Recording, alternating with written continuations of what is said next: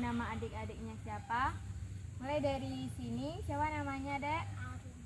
Terus? Siapa lagi? Siapa lagi? Oke, baik. Di sini kakak ingin menjelaskan tentang sejarah Khalifah Rasyidin.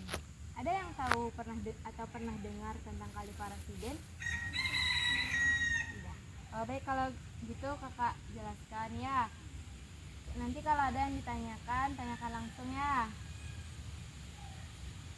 Khalifah Rasyidin adalah gelar yang diberikan kepada 4 sahabat Nabi Muhammad SAW yang menjadi pemimpin umat Islam setelah wafatnya Rasulullah. Kata Khalifah Rasyidin sendiri berarti penguasa-penguasa yang mendapat petunjuk-petunjuk.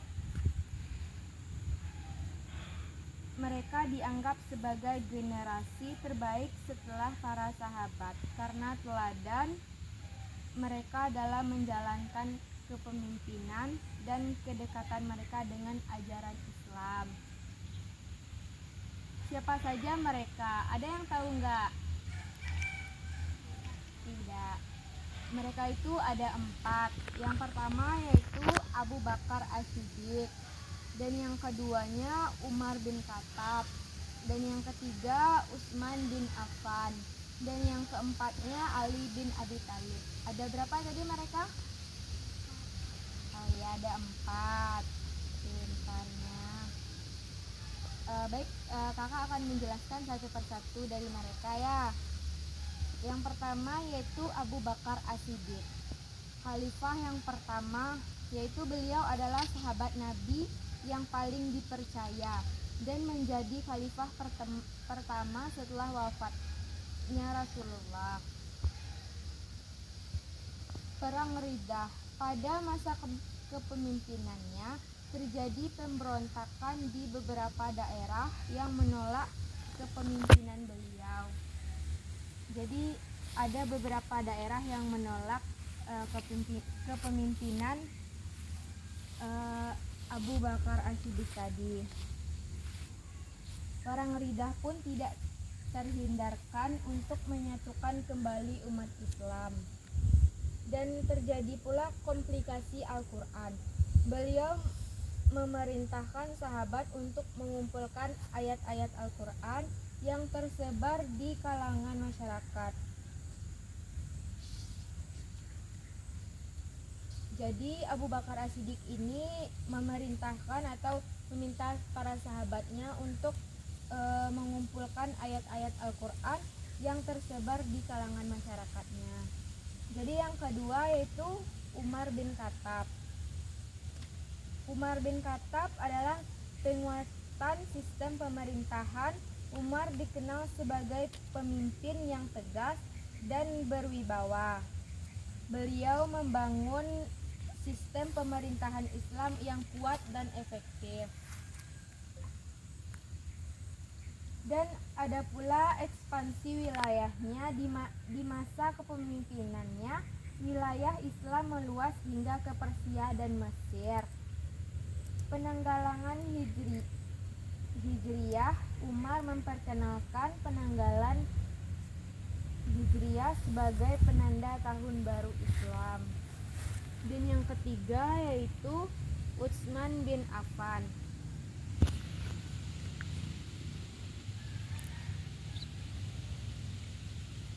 Utsman bin Affan, pembuatan mushaf Al-Quran.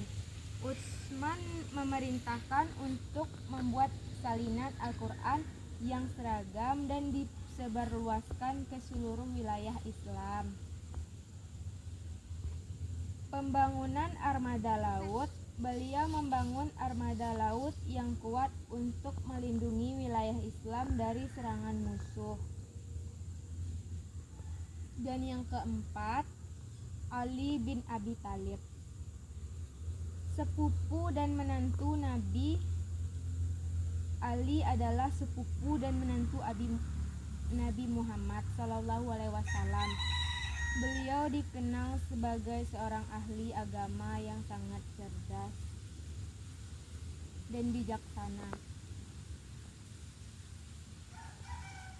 Pada masa kepemimpinannya terjadilah perang saudara antara Ali diwarnai oleh perpecahan dan perang saudara.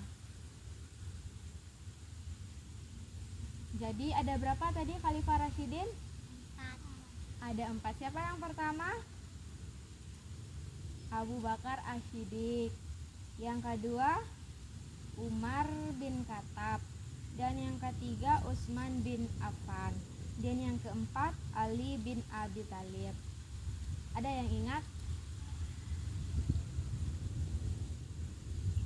Jadi mengapa Khalifah Rasyidin itu sangat penting? Karena teladan kepemimpinannya. Keempat khalifah menjadi teladan bagi pemimpin-pemimpin muslim selanjutnya. Mereka menunjukkan bagaimana memimpin dengan adil, bijaksana, dan berdasarkan Al-Quran dan Sunnah. Selanjutnya pembentukan peradaban Islam. Masa kepemimpinan Khalifah Rasyidin merupakan periode penting dalam pembentukan peradaban Islam. Banyak kemajuan yang dicapai dalam berbagai bidang seperti ilmu pengetahuan, seni, dan budaya. Dan penyebaran Islam. Islam menyebar dengan cepat di bawah kepemimpinan Khalifah Rasyidin.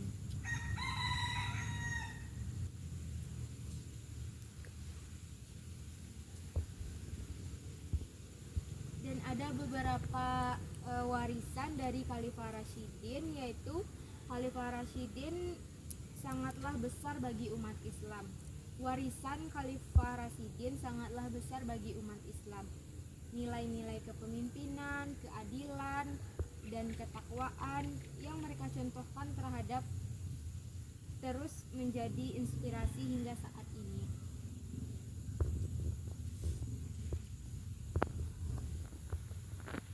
Pemahaman mendalam tentang sejarah dan kepemimpinan Khalifah Rasyidin sangat penting bagi umat Islam. Untuk memahami akar sejarah Islam dan membangun peradaban yang lebih baik. Oke, baiklah adik-adik, di sini kakak mau bertanya. Dari 4 Khalifah Rasyidin tadi, ada adik-adik yang tahu siapa tadi orangnya? Saya Kak. Ya Arumi, siapa tadi? Abu Bakar. Pintar. Tepuk tangan dulu buat Arumi. Siapa lagi, ada yang tahu nggak? Arisa tahu? Jadi sekarang kita lanjut ke itu. Kenapa Khalifah Rasyidin itu disebut pemimpin terbaik setelah Rasulullah? Ada yang tahu nggak? Nggak ada ya. Jadi keempat khalifah ini yaitu Abu Bakar As-Siddiq, Umar bin Khattab, Utsman bin Affan, dan Ali bin Abi Thalib secara luas diakui sebagai pemimpin terbaik setelah Rasulullah. Ada beberapa alasan yang mendasari pandangan ini. Yang pertama yaitu kedekatan dengan Rasulullah. Sahabat sejati, mereka adalah para sahabat terdekat Rasulullah yang hidup bersamanya dalam waktu yang lama dan menyaksikan langsung keteladanan beliau.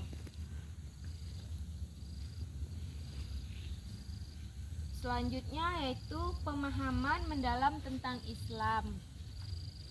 Karena kedekatan ini, mereka memiliki pemahaman yang sangat mendalam. Mereka memiliki pemahaman yang sangat mendalam tentang ajaran Islam, baik Al-Quran maupun Sunnah Rasul. Dan yang kedua yaitu komitmen terhadap Islam. Mereka itu mempunyai komitmen terhadap Islam dan terhadap penyebaran Islam. Khidmat untuk Islam. Mereka mengabdikan seluruh hidup mereka untuk Islam dan umat Islam. Setiap keputusan yang mereka ambil selalu didasarkan pada Al-Quran dan Sunnah Rasulullah. keikhlasan. Mereka menjalankan semua tugasnya dengan hati yang lapang dan hati yang ikhlas, tanpa imbalan apapun. Dan yang selanjutnya yaitu kepemimpinan yang adil, yaitu keadilan. Mereka menerapkan hukum Islam secara adil dan tidak memihak kepada siapapun, termasuk keluarga mereka sendiri. Selanjutnya itu musyawarah. Mereka selalu melibatkan para sahabatnya untuk musyawarah atau mengemukakan pendapat beliau. Beliau itu tidak menghakimi sendiri. Dan selanjutnya yaitu keberhasilan dalam memimpin.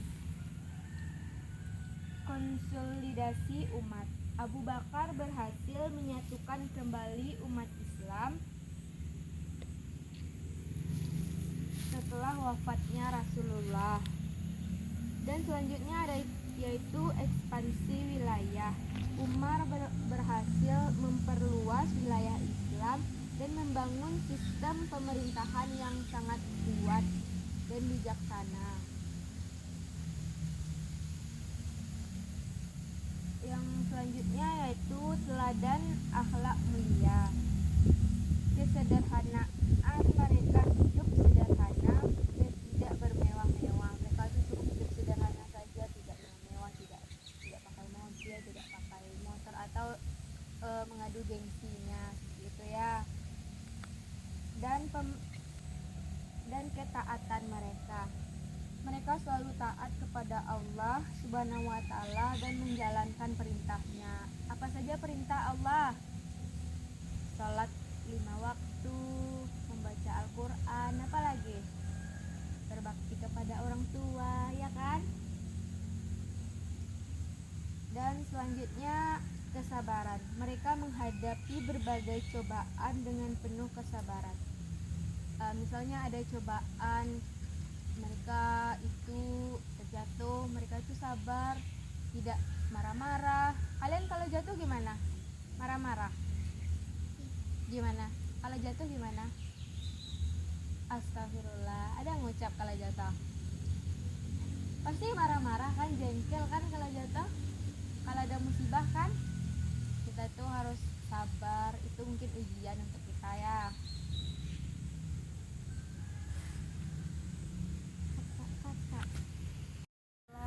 Pada adik-adik semuanya, dari yang kakak sampaikan tadi, ada beberapa kesimpulan atau beberapa pelajaran yang dapat kita ambil. Ada yang tahu nggak kesimpulannya? Harus ikhlas, Kak. Oh, harus ikhlas. Satu, apa lagi? Harus sabar. Oh, harus sabar. Apa lagi? Pintar-pintar semuanya. Zira apa? Kita tuh harus menjalankan perintah Allah, ya kan, seperti sholat, beribadah kan, sabar, ikhlas. Jadi itu aja yang dapat kakak sampaikan. Assalamualaikum warahmatullahi wabarakatuh. Waalaikumsalam.